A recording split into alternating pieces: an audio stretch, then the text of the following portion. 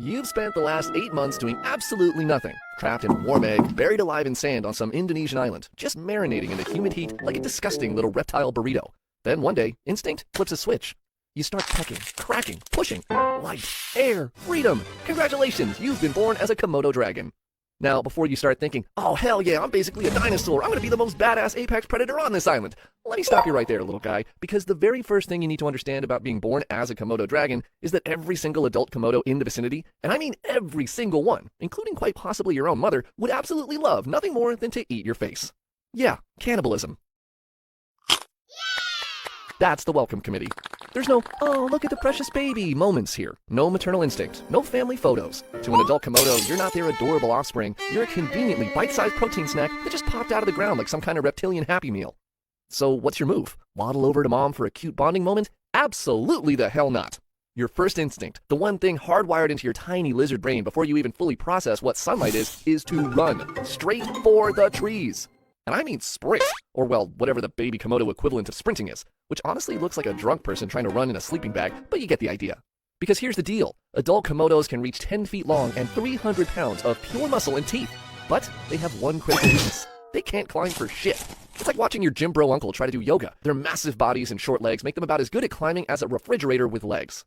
So congratulations on hatching. Your grand prize for entering this world, approximately 3 to 4 years of tree prison. And when I say prison, I mean you literally cannot come down without getting absolutely demolished. Welcome to life, kid. Hope you like branches. Your tiny claws dig into the bark, and you're hauling your little scaly ass upward as fast as your spaghetti legs will carry you. First attempt? Not great. You slip, slide back down a bit. Try again. Your siblings are doing the same thing all around you, looking like the world's worst rock climbing competition. But eventually, you make it. You're up in the branches, panting, and you look down at the ground below.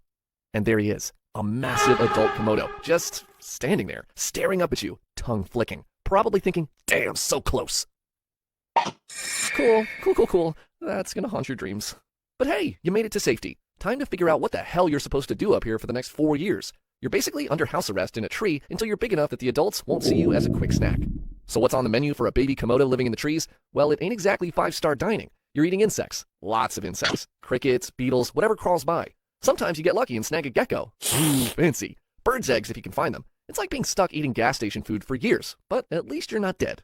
You spend your days carefully navigating the branches, learning which ones can hold your weight and which ones will send you plummeting down to where Mr. I'll eat my own children is still lurking. Because yeah, adult Komodos, don't forget, they'll hang around below for days, just waiting for you to screw up. And let me tell you, the paranoia is real. Every time you hear something rustling below, you freeze. Is that just the wind? Is that a deer? Or is that a 200-pound murder lizard hoping you'll lose your grip? You learn pretty quickly that life in the trees isn't exactly a vacation. Sure, you're safe from the adults, but you've got your own problems up here. Snakes that can actually climb? Yeah, they exist. Eagles that would love to snatch up a baby Komodo? Oh, they're around. Well, goddamn. But what can you do? The only thing you can do, you adapt. You get better at climbing. Your reflexes sharpen. You learn to move silently through the branches, to blend in with the leaves, to snatch up prey before it even knows you're there. This is your life now. Tree prison. Population, you, and a bunch of other terrified baby Komodos trying not to become lunch. Alright, you get the picture. So fast forward a few months, and you're getting cocky. You're a bit bigger now. Your hunting skills are improving, and you're starting to think, hey, maybe I could risk a quick trip to the ground for better food. Terrible idea. Absolutely garbage decision-making. But you're hungry, and that juicy-looking rat on the forest floor is calling your name. So you wait until you don't see any adults nearby, and you make your move. You shimmy down the tree, hit the ground, and for a brief moment, you feel like a badass. Look at me, walking on the ground. You spot the rat. It's distracted. Perfect. You creep closer, muscles tensed, ready to pounce, and wham! Out of absolutely nowhere, a full-grown Komodo explodes from the bushes. And I mean explodes! These things can sprint up to 13 miles per hour when they want to, which doesn't sound that fast until you realize you're the size of a burrito, and this thing is a scaled freight train heading straight for you. You don't even think. Pure instinct kicks in, and you're booking it back to that tree like your ass is on fire. Your little legs are moving so fast, they're basically a blur. You hear the thump, thump, thump of massive feet behind you getting closer. You can practically feel the hot breath, and you hit that tree trunk and scramble up faster than you've ever climbed in your entire life. You make it about 10 feet up before you dare to look down. The adult is at the base of the tree, just standing there, staring, tongue flicking slowly like, I can wait. Your tiny lizard heart is pounding so hard, you're pretty sure it's gonna burst out of your chest. Well, god damn, that was way too close. The kind of close that makes you rethink all your life choices. Note to self, we now refer to ground level as the death zone.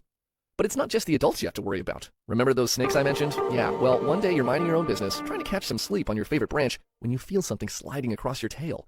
You freeze. Slowly, you turn your head, and there it is, a python in your tree, and it's looking at you like you're the blue plate special. Oh, hell no! You bolt to a higher branch and the snake follows. It's faster than you expected, weaving through the branches with ease. You're jumping from limb to limb like some kind of demented parkour athlete, leaves and twigs flying everywhere. And finally, you manage to leap to a neighboring tree that the snake apparently decides isn't worth the effort. You're safe, for now, but your heart rate won't return to normal for like an hour. Can't a dude get some sleep around here? Alright, so fast forward, and it's been about 2 years now, and you've hit what can only be described as the most awkward phase of your lizard life. You're bigger, maybe 3 or 4 feet long, which sounds impressive, until you remember that adult Komodos can hit 10 feet. It's like being a middle schooler. You're not small anymore, but you're definitely not big either. You're just weird-sized. And here's the problem. You're getting too heavy for the smaller branches. The ones you used to sleep on? Yeah, they're starting to crack and bend under your weight now. You're having to move to thicker branches, closer to the trunk, which means less coverage and more exposure to those eagles that are still very interested in eating you.